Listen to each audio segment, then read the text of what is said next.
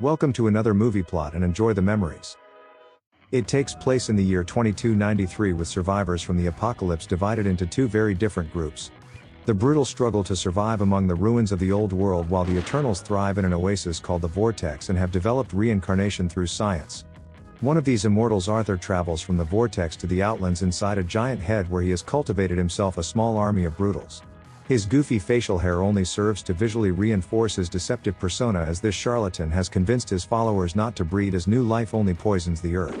He asks the audience if we're all just part of fiction as well, and that maybe God's also pulling our strings like this wannabe Wizard of Oz.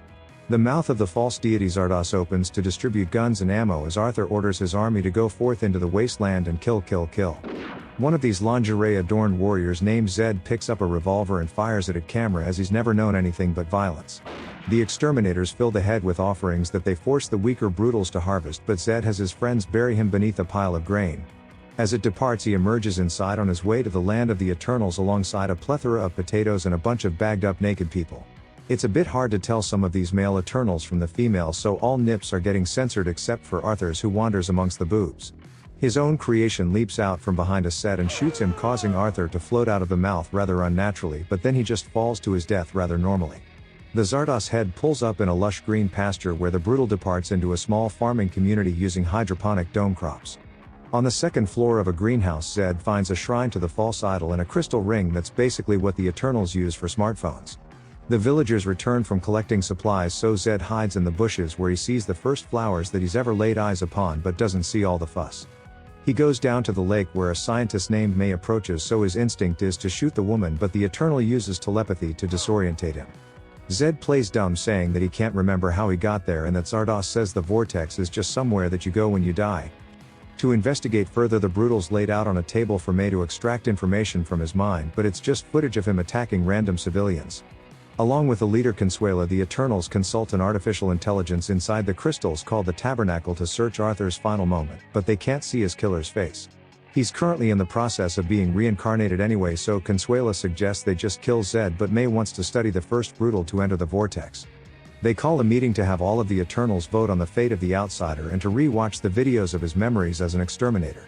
It turns out that all of these people were just too afraid to go out and tend to the farm, so Arthur took it upon himself in the most imaginative way possible. This society has gradually evolved into having no sexual urges and find the video of Zed attacking a woman unsettling, but it also piques their arousal. Most women and some effeminate men telepathically vote to spare his life out of curiosity, so Frayn takes it upon himself to babysit this mass murderer. He was Arthur's closest confidant and demands to know how his friend perished, but Zed continues to play the role of a dumb mustachioed manservant. They organize priceless pieces of Earth's history in the Vortex's cultural archive while Zed carts around this sissy on a wagon while delivering bread to nearby Eternals. Renegades are a group of rule breakers whose punishment was to be aged into senility, while the Apathetics have a disease and just stand around like vegetables. It was easier to just farm wheat and throw breadsticks at these eternal freeloaders instead of going through the whole reincarnation process every time just because they couldn't feed themselves and die. Naturally, the brutal sees a nice pair of chesticles and tries to have his way with their owner, but her catatonic state gets her tossed in the hay like a sack of potatoes. Zed's touch seemed to give the villagers some juice, but they don't notice and just watch the trial of an Eternal named George. He just gets 5 years added onto his age for doing something minor before Zed gets put on display again at one of Consuela's lectures. She shows some raunchy 20th century video during her class on erections, as apparently Eternals inside the Vortex need lessons to get it up. The scene doesn't do it for Zed, but just looking at Consuela's enough for him to pitch a tent, judging by the applause that he receives. She then places Zed inside a cage to study his sleeping habits, as the Eternals have achieved total consciousness, which just means that they meditate instead. During one of her many tests, May discovers that from an evolutionary standpoint, Zed is actually superior to the Eternals in almost every way. If you've seen these people for 2 seconds, it's pretty obvious, but it's because Arthur had been selectively breeding brutals for hundreds of years without telling the Eternals. Despite being a threat, May doesn't execute the mutant due to her scientific curiosity, but at lunch Consuela calls for another vote to have him killed. A psychic reads everybody's mind, and the general consensus is that May is only 1 week to complete her studies of the outsider. The Eternals all begin to wiggle around their fingers in preparation to meditate into the second level, but Frayn refuses and calls the Vortex obscene. He goes on a little rant about how much he hates women despite dressing like them, so the entire room wiggle at him as punishment.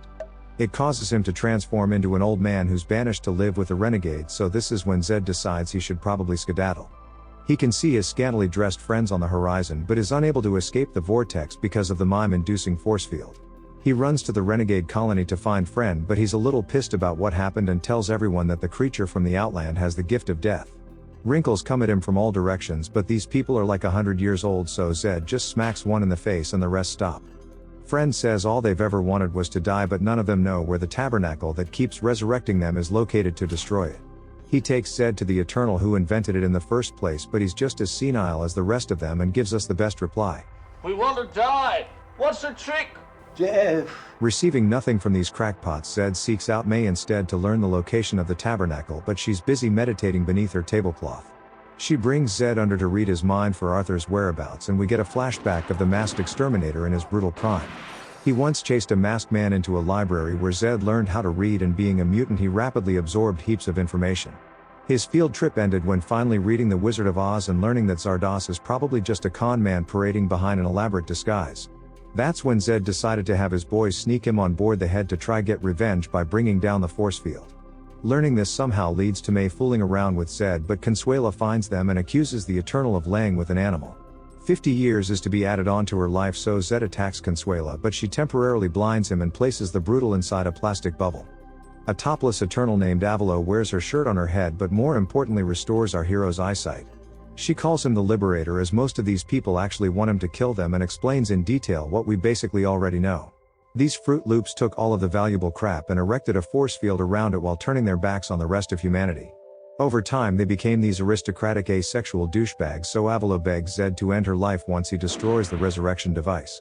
Suddenly the other Eternals show up and begin beating the bag up, claiming that Zed can't penetrate it, but he fists his way to freedom. He flees to the Apathetic side of the vortex and hides among the drones as the Eternals burn down their village searching for him. The girl from earlier takes more of Zed's life force by kissing him and passing it around in a disgusting game of whose breath was that. The other vegetables begin to rub themselves on Zed to get a taste of that sweet consciousness before he gets chased away by Consuella. That night the renegades dress Zed up like a beautiful bride and walk him straight through the vortex, passing the Eternals out hunting for him. They find Frayn, who takes him to May so that she may teach him everything they know through their super crystal so that he may destroy the tabernacle. The price that he must pay for all of this valuable information is that he must impregnate all of these women, but we don't hear any complaints.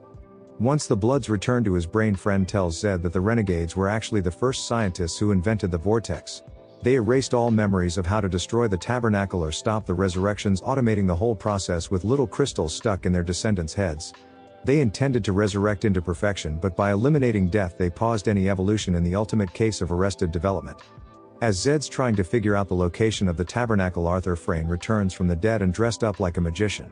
He just says that there's nothing more he can teach Zed, then swiftly dips when Consuella and the Eternals break down the door intending to kill. She stops herself just short of stabbing her target as Consuella realizes that they've become just as brutal as the executioners. Zed quotes Nietzsche that he who fights too long against dragons becomes a dragon himself, so the Eternal calls off her hunting party. The tabernacle refuses to tell its location for self-preservation reasons, but Zed deduces that the crystal that May gave him is as good a guess as any.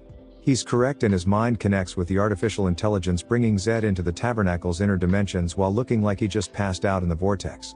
He's dragged deeper into a hall of mirrors with holographic images of various Eternals linked to the crystal wailing away on the wallpaper.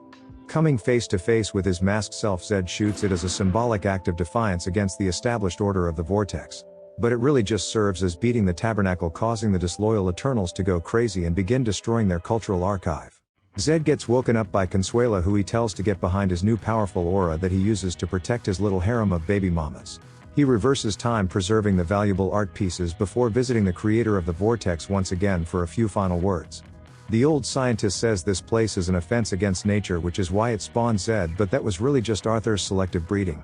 The Zardoz head comes crashing down as May and the rest of the pregnant women venture into the Outlands, hopefully avoiding the exterminators.